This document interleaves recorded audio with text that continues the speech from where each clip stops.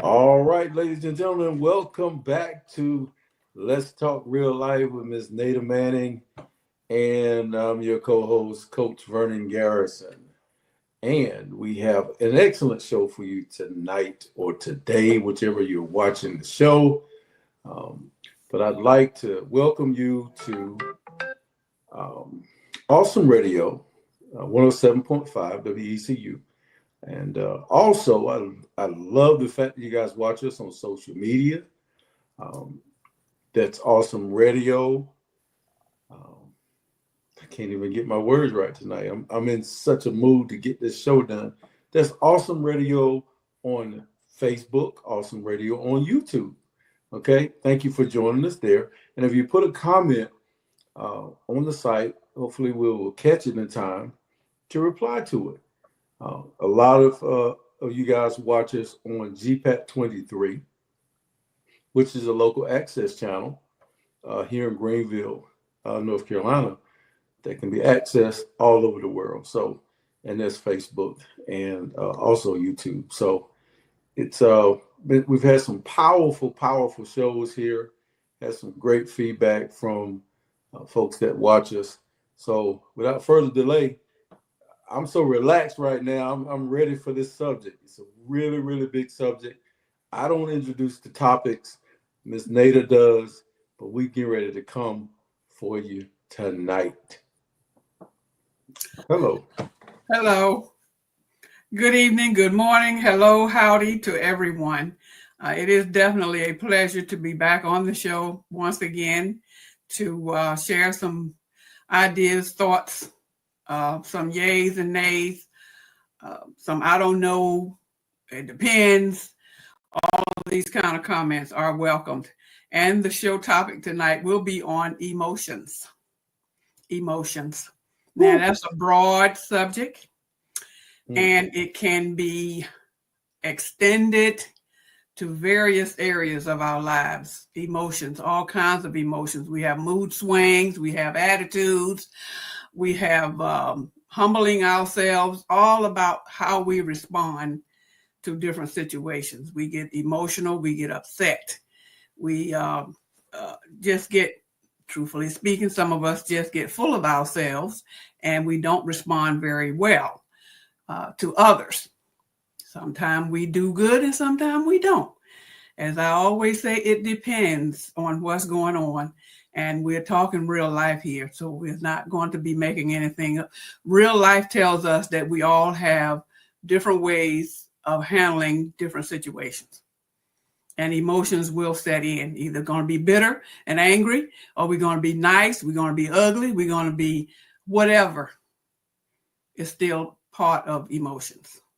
So we want to bring this to you live and just open it up. And we're going to start it. Coach has a lot of information that he wants to share with us. Him being my co-host, he's an excellent co-host. I just love the way he bring in ideas and thoughts, and bless his heart, he tries very hard to be accommodating, and it's just a commending thing. And I appreciate you all with your feedback. Oh, by the way, the different feedback that we get about the show on how well we're doing, and the topics that we bring forth, and the disagreements that we have. That's real life. We're not supposed to agree on everything. Who does that? Again, going back to emotions.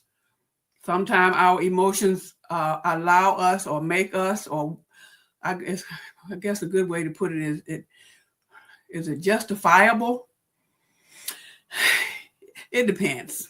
It depends. So we just want to dive right on into this emotion thing, and hopefully you all will just can't help yourselves but respond to it.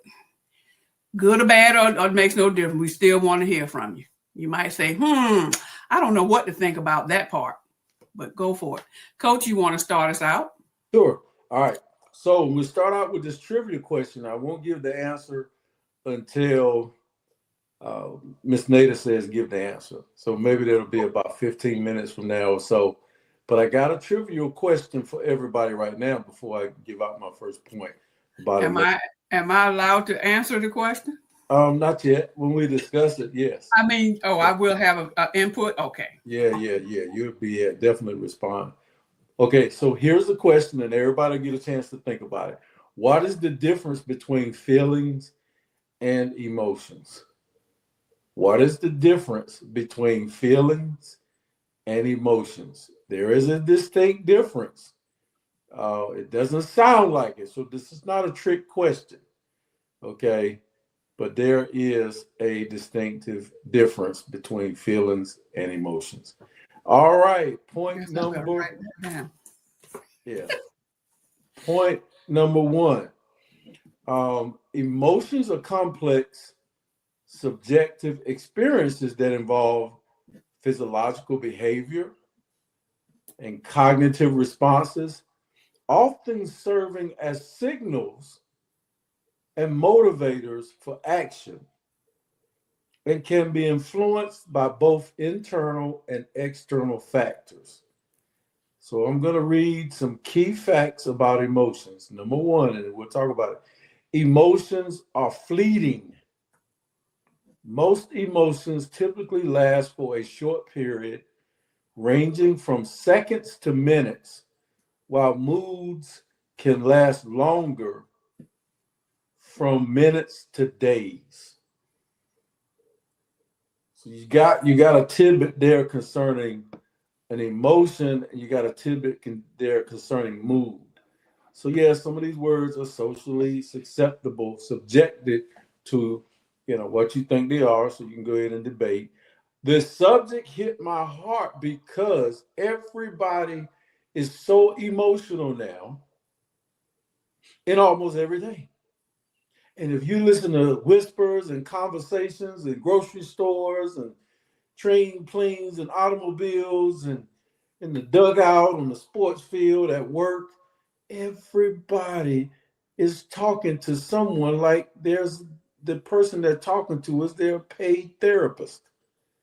So I just want to throw out a debatable point here. I think the film energy is taking over because inherently, by nature, I feel like women are more emotional than men, even though it's just the way that the emotions are with women and the emotions are with men. I think there's two different types of emotions, traditionally, stereotypically. There you go. But I think the film energy is taking over. And every time I hear somebody talking to somebody else, or even with myself, we wind up, I was going to say wound up, that's past tense, wind up talking about something that's going on in our personal life. But here's the thing. You say, well, what's wrong with that, Vern? No. I hear people repeat the same thing. It's like they're going to repeat it 10 times a day. So that means I'm going to tell you about it, and I'm going to get your opinion. Then I'm going to call somebody else on the phone. Then I'm going to get their opinion. Then somebody's going to call me and tell me about their issue. Then I'm going to tell them about the same issue. So that's 3 times around. So that's why I say, now people might be like, hey, what are you talking about? We're supposed to have confidence, and we're supposed to have discussions. I mean, that's life. I got my buddies, I got my people, I got my confidence. So what I'm saying is not necessarily bad, but I just can't figure out why you got to tell the same story 3 times. There's another buzzword that's going on. So that's part one. There's another buzzword that's going on, and that's I'm tired.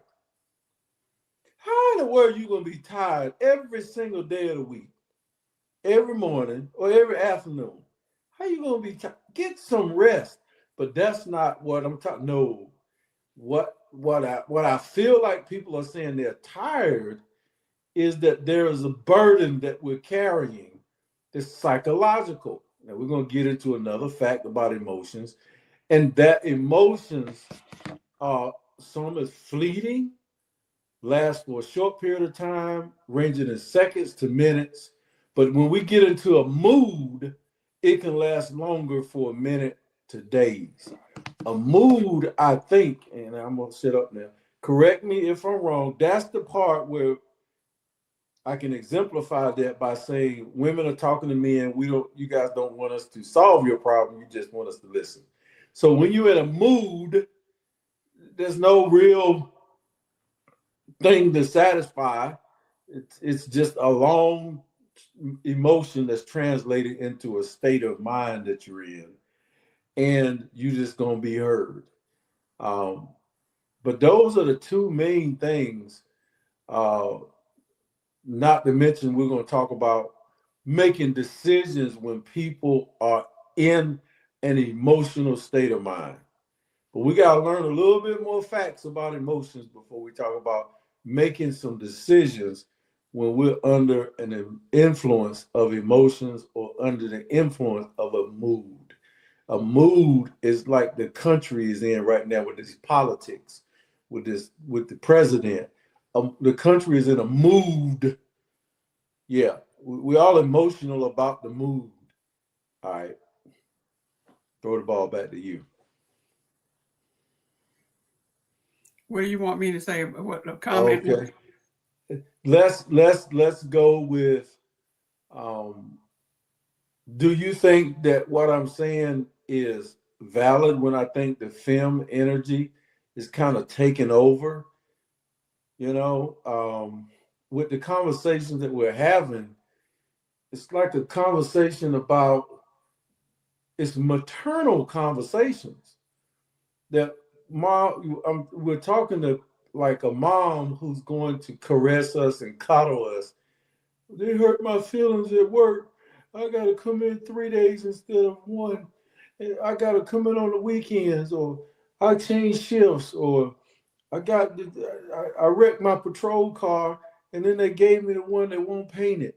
So it's like we're subjecting each other to maternal, like we need a mama to hug us all day long. Grocery store, courtroom, wherever you hear conversations. So do you think I'm over exaggerating? I'm looking into it too much, or I'm not minding my own business, and I'm everybody's emotional at the cash register time something? I need my receipt. Okay, sir, I'll give you a receipt. I didn't know you. You know, people make small mistakes, and then okay, case in point, when you're at the dinner table, some people are waiting for the waitress or the waiter to make a mistake. Looking at the food, we're so hyped, we're so sensitive. That's another word. Do you think I'm overplaying the card when I come at emotions? I think what you just said plays a large part in the emotions in that about at the restaurant or at the dinner table, or at a register. You know, we all have issues.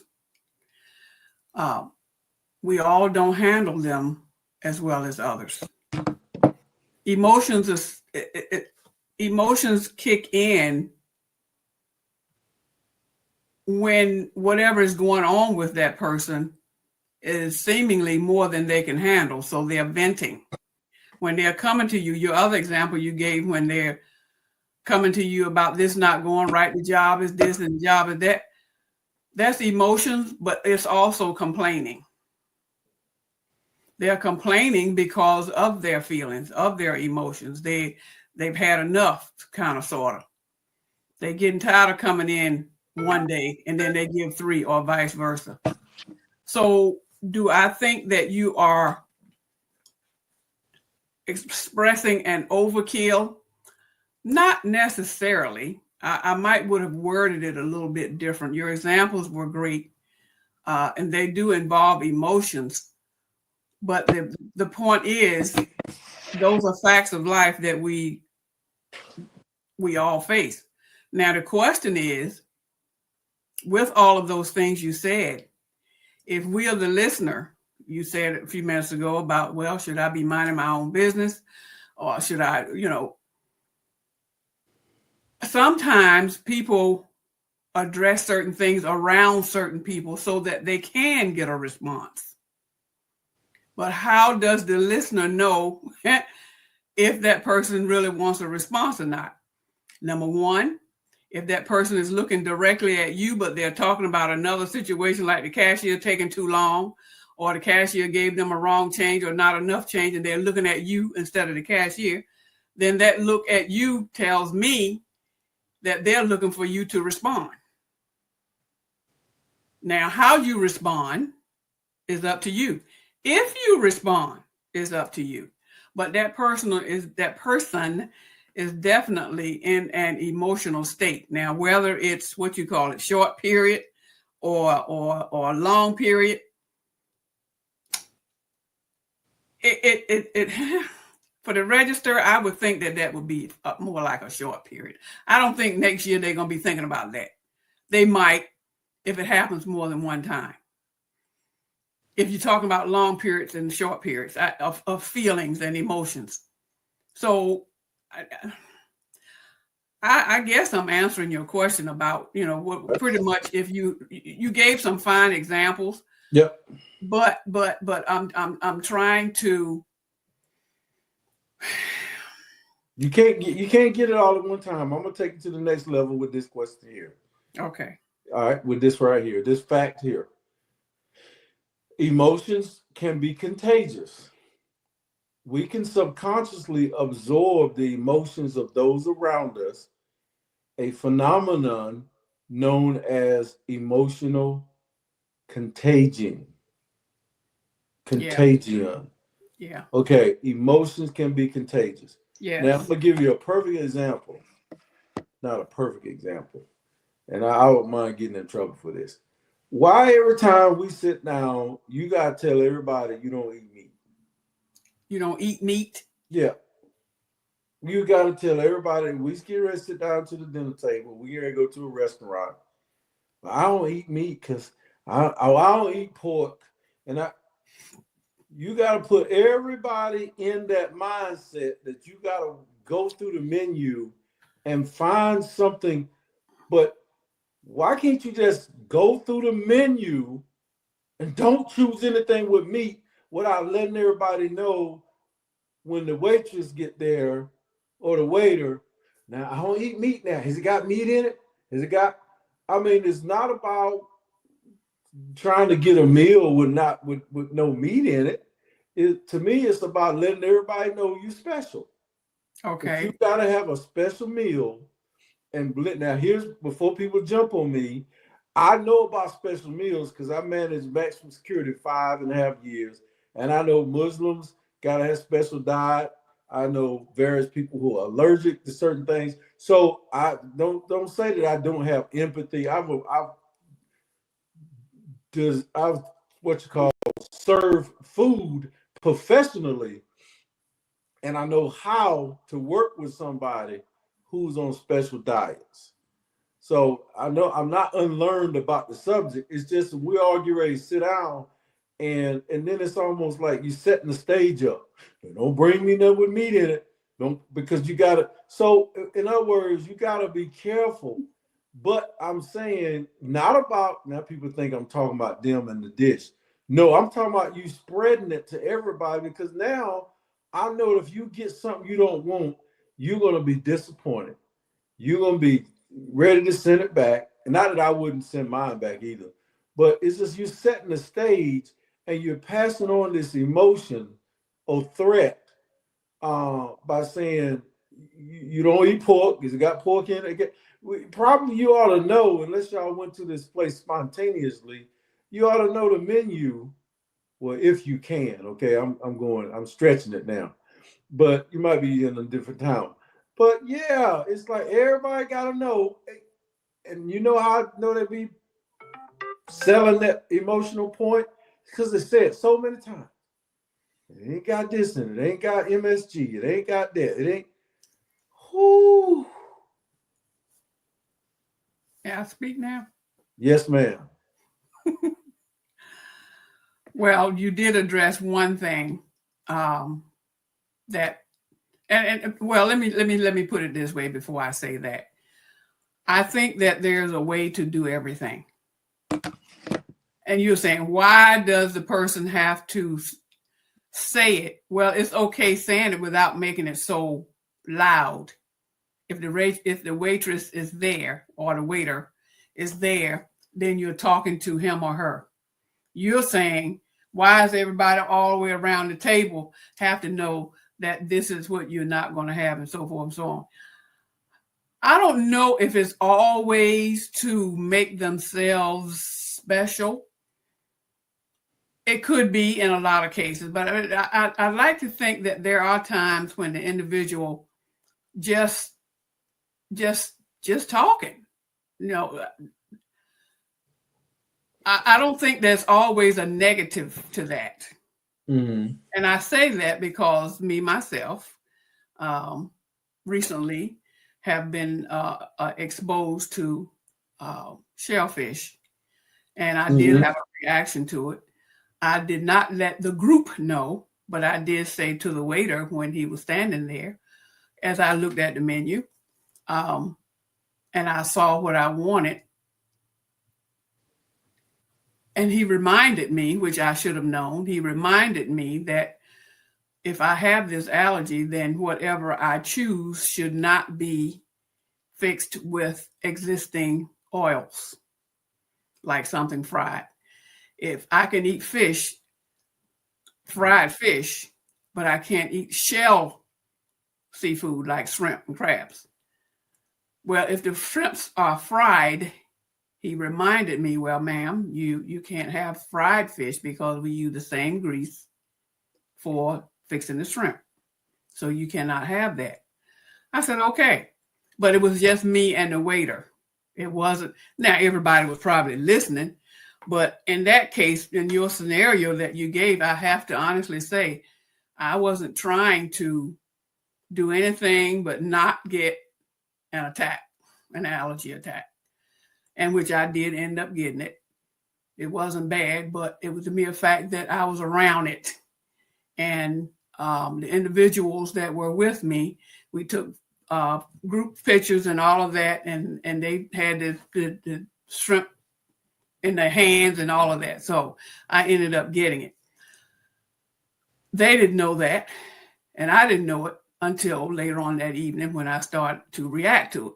But I'm saying all this to say, I think it depends on the person and their personality as whether they are really saying it to be made special and watched and observed and noticed, and that wasn't my case at all. So yeah, I think it depends. Yep. Like I always say with different things as we talk about real life issues, it depends on the situation as to how it's coming across and the person. Yeah. Now that includes. Now people thought I just picked food for an example.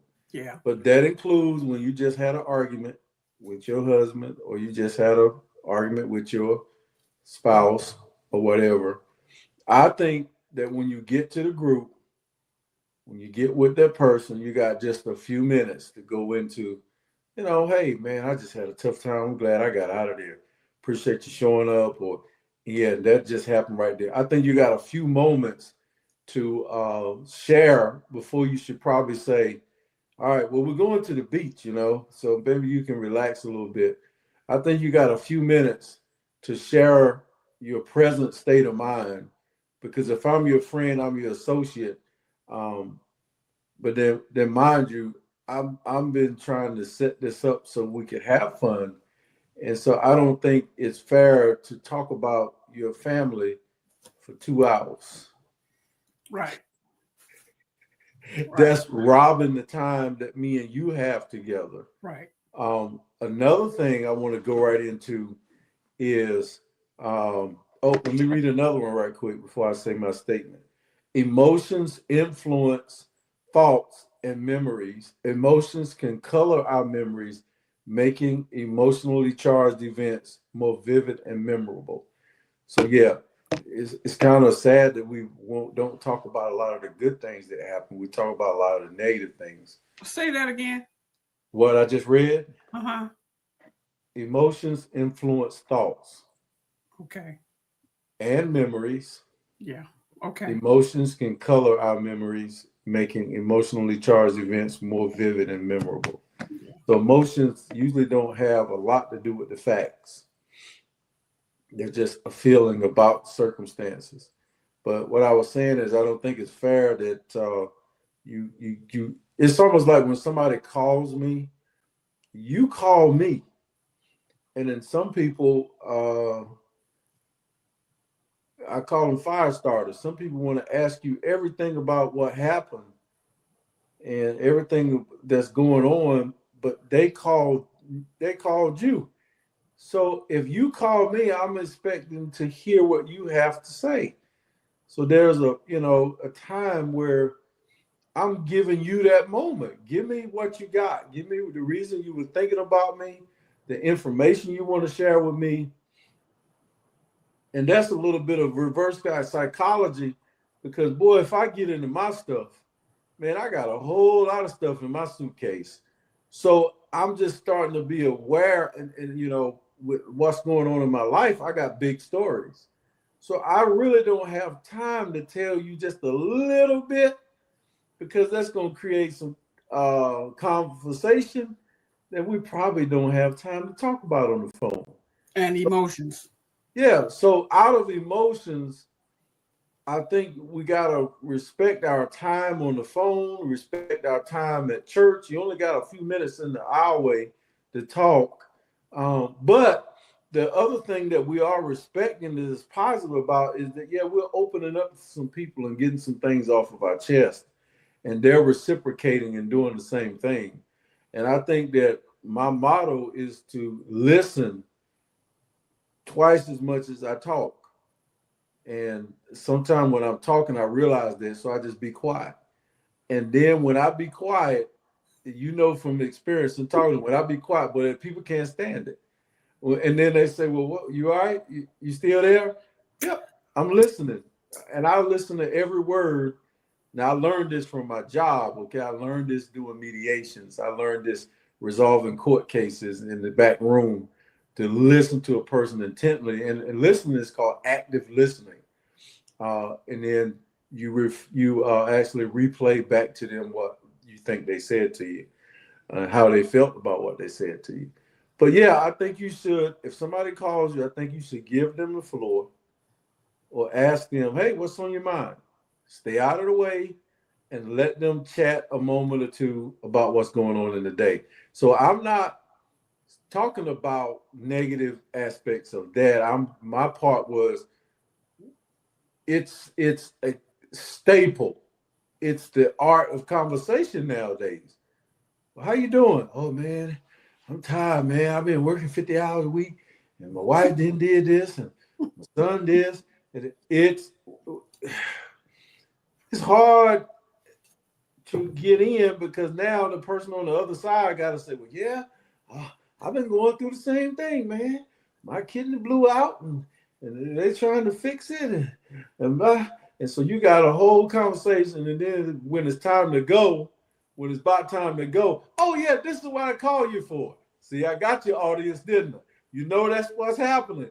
Yeah, you barely get enough time to talk about what really is supposed to be talked about, because there's so many other, listen to me, ladies and gentlemen, there's so many other legitimate concerns and things to talk about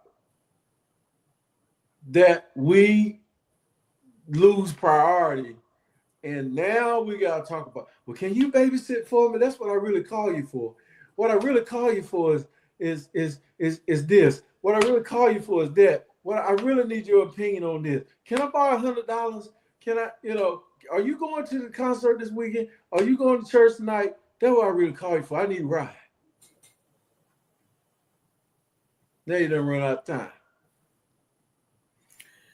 And your point is you didn't get to say anything about yourself because they took the floor. No. Oh. I'm saying I don't need to say anything about myself. I'm saying we've made our feelings and our emotions a priority over the priorities. Sometimes it's a good thing to be a listener. Yeah. Many times. I won't say sometimes. I would say many times. And if by chance you as a listener just might be in the position where you need to be so that you can hear that person out because they needed to vent. Sometimes. Now, I think I heard you say earlier that seemingly every time you see the same person, they have to have the floor because there's always something going on with them. So the question is, what do you do about an individual like that? That individual always got stuff going on. Yeah. And it just so happens that you're always the one that's listening. So would that be that they are targeting you to be their listener? Now, that could be true. Now, here is something I just read, and it's something that I do, and I have fun with it. This one here, it says, emotions are subjective and personal. So emotions are subjective and it's from the storyteller. It's how the storyteller feels. So the emotions are subjective to how you feel if you're telling, teaching, or counseling, or just sharing. Our emotional experiences are shaped by our perceptions. That number one, when I listen to you, okay, I get a chance to see what things are like from your perspective. Now, I won't say anything about my difference or because I want to see how you see it. Somebody said they was making me some chicken pastry the other day, or they wanted to. They offered me some. And they said, yeah, I make it out of chicken backs. I said, oh, Lord. That's their perspective. Okay? I went to the house on another occasion. I walked in the house, the house smelled like a good pork smell. And I said that too because some of y'all don't eat pork. But it's like a decent pork smell, like some barbecue or something. Some of y'all don't eat barbecue. Next thing you know, I said something about it. And I learned my lesson about talking about food and I walk in somebody's house. And she said, oh, you want some? It's pig ears. I said, Lord. Well, you know, I had already said so much about how it smelled in there. She said, well, you got to taste it. So I actually had pig ear for the first time in my whole life. Okay. So I get a chance to experience other people's perceptions when I don't intervene. And I know they're emotional, but this is what they're doing. And their beliefs, I could tell or just kind of like, okay, they believe this then. Past experiences, cultural backgrounds, making each personal emotional experience unique. I do listen to people's emotions and I have patience for it. Because of all of that candy that comes out of that, the cultural aspects. And like I just said, the cultural aspects, she's in her 80s. She made pig ears, she made chicken and dumplings, or how do you call it, chicken and pastry, out of chicken backs. We wasn't that poor. We had chicken breast. Okay, we had chicken wings, but the chicken backs, the ears, the extremities, we had chitlins, but chitlins got expensive. I think they're expensive now. So I'm saying the cultural aspects of people's emotions. That's what I do when somebody's emotional. I find ways to listen to them and identify their facts influenced by their emotions. What does the food have to do with emotions? Because when a person is emotional, okay, their emotions are subject to their experiences in life, their perceptions and how they feel, where they're coming from. I get that. So now she offered me food and I'm like, oh, okay, great. It smells good. My experience today, I'm going to get a barbecue sandwich or get offered some. No. I didn't get, that wasn't, she had pig ears. So I had a chance to see where she was coming from. And when she said, oh, I'm making chicken and pastry, she was excited. She was emotional about it. You're a big guy and you like to eat. Oh, you like chicken and pastry? Yes, I love chicken and pastry. Okay, well, I made chicken and pastry, but I made it out of chicken backs. So you see, she's coming from a different perspective. She's 88 years old. Do listen to me. Who makes chicken and pastry out of chicken backs nowadays? I fail to see the point. I can't seem to relate I'm saying the menu with emotions. Okay. the way she was excited. Okay, when people share their emotions, emotions are subject to your personal experiences in life,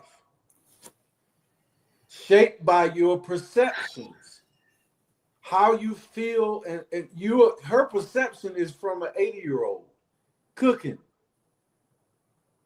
So when she thinks about chicken pastry, her belief is and past experience is that's right. Emotions are shaped by perceptions, beliefs, past experiences, cultural background. She felt like cooking chicken and pastry with chicken backs. So she was emotional about offering me something to eat. So my enjoyment is I'm listening to her offer me chicken and pastry. I'm thinking chicken and pastry in modern times.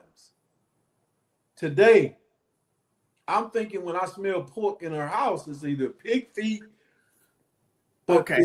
it wasn't. So I got a chance to enjoy the fact that her perception about offering me a pork dinner was not ribs, it was pig ears. Okay.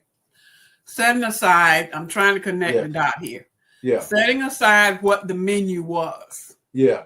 The menu, the mere fact is, from what I'm getting from what you're saying, is the fact that back in the day, people expressed their appreciation by feeding people. And they still do it today. That's an emotion. That's what we're talking about, emotion. So her expressing herself to you was via VIA, a meal. Yes, and the way she was talking about, yes. So that's what I'm saying here. I'm just trying to say, what does food have to do with emotions? That was her way in her day, yeah, to express, yeah, an appreciation for you.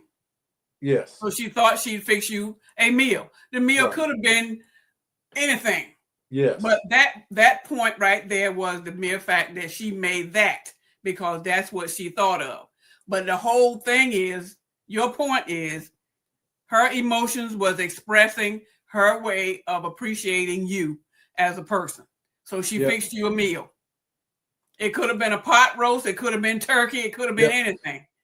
But you were putting emphasis on the fact that it was pig ears or chicken backs or whatever. I'm looking at, okay, whatever it was a meal that she was preparing for you as an appreciation. That was her expression, her emotions of appreciation towards you. Yeah. Now, she had already prepared the meal when I walked into the house. I understand. Yeah. So, I mean, that was her way of expressing or greeting me, saying, oh, it smells good. Let me offer you. And then while you're interacting with somebody, instead of being turned off because you think they're complaining or you think that they're, you can just listen to them and you can get an experience from their life culturally by listening to their whatever they got going on. All right. I think we connecting dots now. Yeah. I just, anyway. Okay. Want some pig ears? I know how to cook them now. No. So was there any other point that you wanted to make? I think that all right, let me get into the meat of things here because we just floating around with different subjects. Before we get to the answer to that question I asked before the show, emotions are not always rational. Emotions can be influenced by irrational thoughts and feelings and can sometimes override our rational decision-making abilities. Amen. So before I get into any deeper debate or discussion, you're going to know that I'm emotional by my face. I'm going to start huffing and puffing. I'm going to start saying, oh my goodness, how long are we going to do this? You One of us got to be sober enough to say, and there's some people arguing right now while this show is on. There, you got to be mature enough to say, we're not going to get anywhere because you're already emotional, and so am I. That's the main thing that's going on right now. Everybody got to prove a point, and everybody got to save face, and everybody's got to be right. I'm saying everybody, but not everybody. Right. That right there is one you got to be aware when you become emotional. There's nothing, probably not too many things is going. You're not as effective as you would be if you were not. Now, there are situations where the emotions, and there's another caption, and I'll read it. Emotions help save our lives. It boosts up our energy. It's fight or flight, so we'll hurry up and make a decision. You notice, I'll say this, you notice when the paramedics go on an ambulance call and the ambulance drives up, usually those guys get out of the van or ambulance. They are walking. They go to the back. There's one walking up to the door. They bring it out. Everything is cool, calm, and collective. Now, they already drove there like 11,000 miles per hour. So you're saying, oh, they ain't running. Why are they taking their time? Because they need their cognitive skills to work for them. They already drove 550,000 miles per hour to get there, running red lights. They've already made that time. And I used to wonder how they used to come. They got their bags. They just walking. I'm like, will you come on? It's like a hurry up and wait. Now, the thing is, technology have already speeded them up because on the ambulance now, there's a large emergency service SUV that's usually driving and getting there before the ambulance do. Sometimes there's a doctor in that vehicle. Sometimes there's a doctor on the van. Most of the time when you see the helicopter, where they started out with East Care, there's a doctor up there. So they're flying the doctor to you. And emotions are running high because you see them taking their time doing what they're doing. And the emotion is what the whole show is about tonight. If you're leading your life by emotions, then you're cheating yourself, you're cheating me. And if you are leading your life by every feeling that you have, then you're the one that's helped turning in this society into something that we can't be satisfied with. Narcissist people and people that you think in the 80s when I was socialized, that by now life should be so much more wholesome and voluptuous and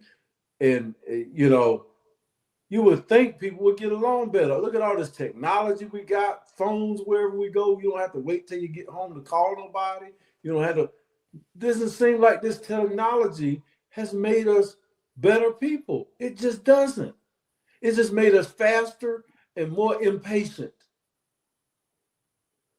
And we forgot about the fact that, man, we had I'm going to go make a phone call. Can I use your phone? Can I use your phone?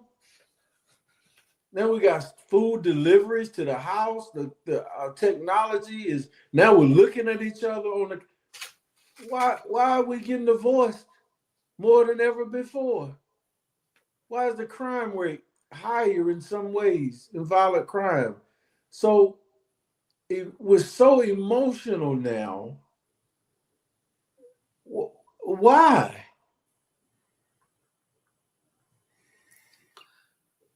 I think that emotions carry different levels, different reasons, different end results. There are times in real life, Lord, and we're talking real life here. Let's talk real life. There are times in our lives when emotions mean something positive. It depends on the situation. It depends on the people involved. There are times when a recipient of that emotion is appreciative of that emotion. There are times when that recipient is not always aware of that emotion and the way it's coming out to them. There are times when it has to be more elaborate on expressing that emotion to that person or those people. Case in point, I was at school last week, and I am a reading buddy for 7 and 8-year-olds, boys.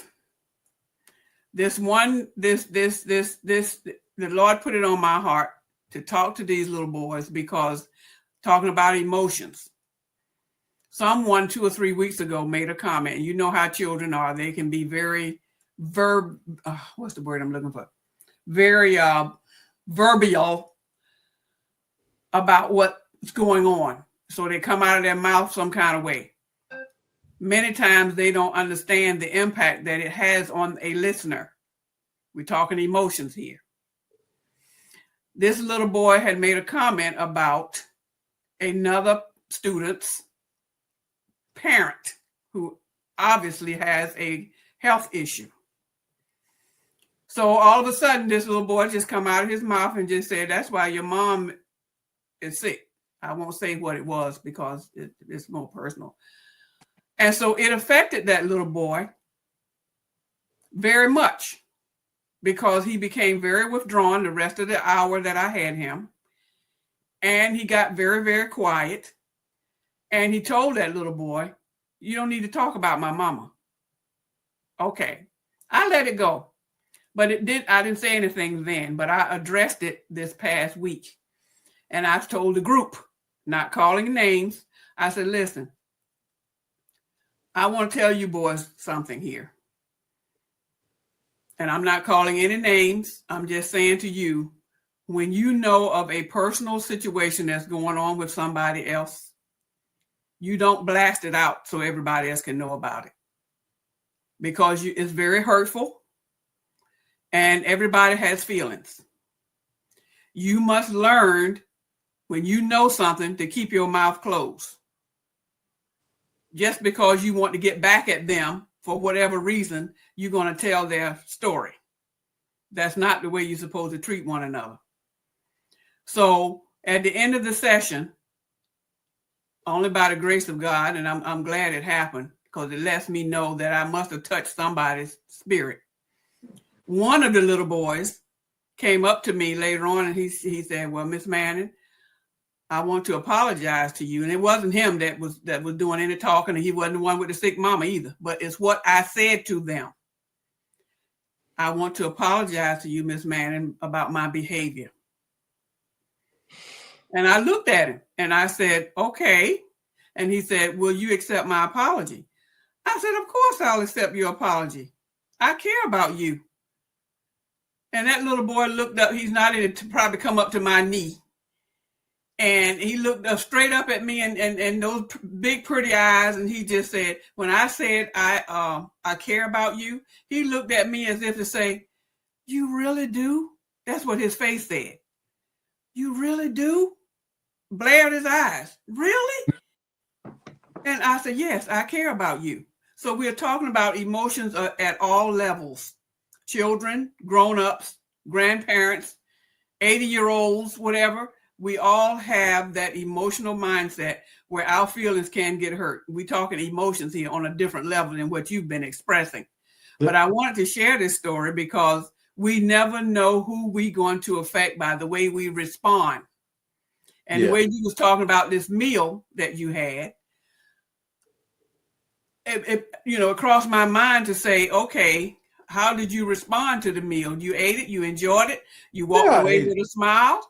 It was fun because I told you, I get candy from people's emotions. I find things to listen to that appeal to me. And so it was very impressive how when she makes food, it's from a different era in time. Yes. because that's where she grew up. So I get to experience something new. Yeah. I get to learn something new. You get to appreciate. Yes, I get to appreciate that. So therefore, when I'm listening to someone that's emotional, they'll give things out like that. So that takes me through and it makes me an active listener. So I'll actually hear what they're saying, but I'll also experience it. I got to give out the answer to the question. The show is about over a couple minutes. What is the difference between feelings and emotions?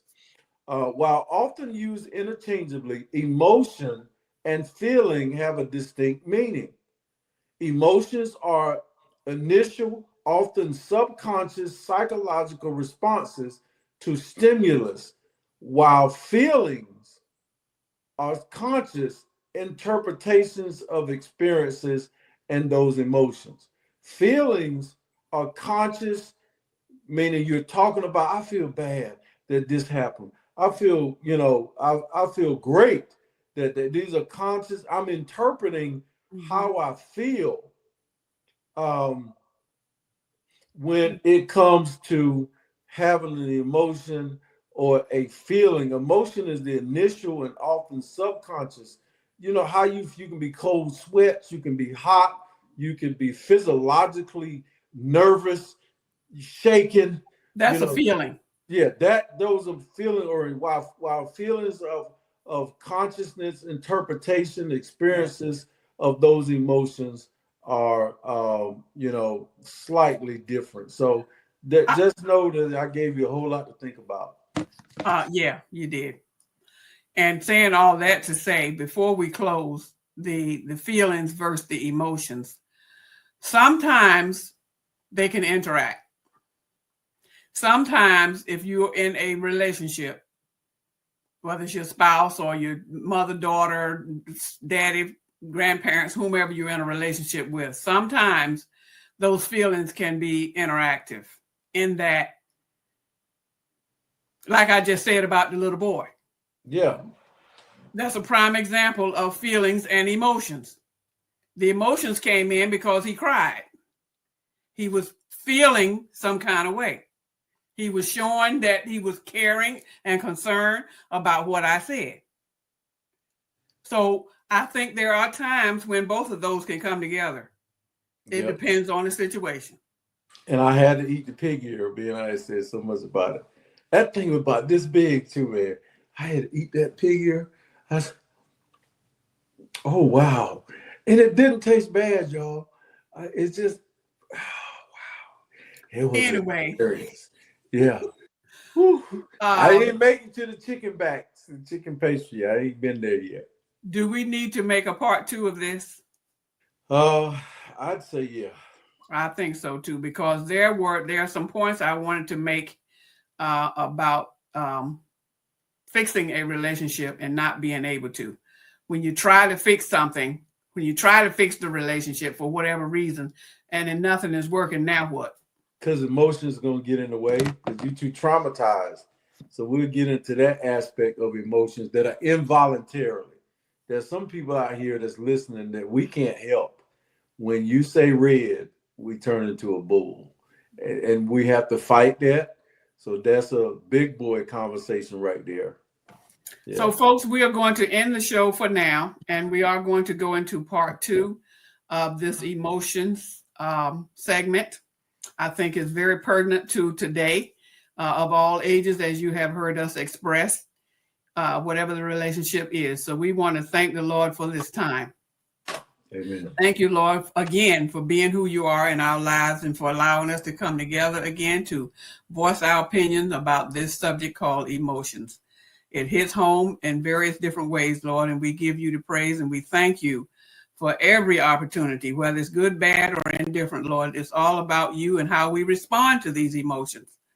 Lead us and guide us, Lord. I do pray in Jesus' name. Amen. Amen. So you can cooking them pig ears out there, let me know. Holler at your boy. All right, ladies and gentlemen, 107.5 on your FM dial. This has been Awesome Radio. We love you guys. And you guys have a great rest of your day. This has been Let's Talk Real Life with Native Manning signing off. We out of here.